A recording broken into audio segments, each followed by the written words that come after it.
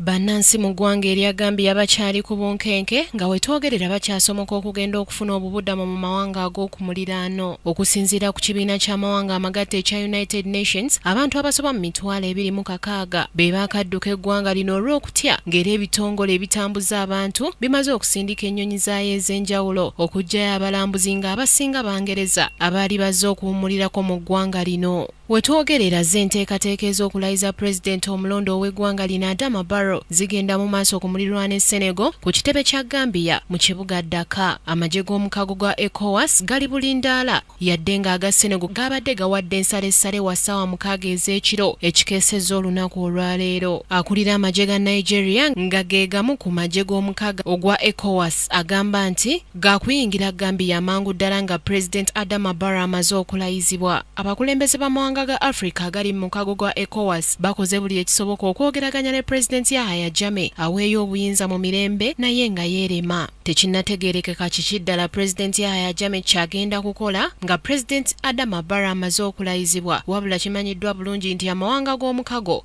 gaakumusosola. Pulida wa Pulezidenti Yahya Jammeh, Anthony Edward Gomez, we buzibidde olwaleero ng'amuvuddemu bw'awaŋŋangukidde mu ggwanga erya Senegal awamu n'amaka ge era n'akubiriza mukama we Pulezidenti Yahya aweeyo obuyinza mu mirembe. Olunaku olw'eggulo omumyuka we Njiye Saidi yamwabulidde ng'ate abadde munne nfanfe okuva mu mwaka gwa 1997.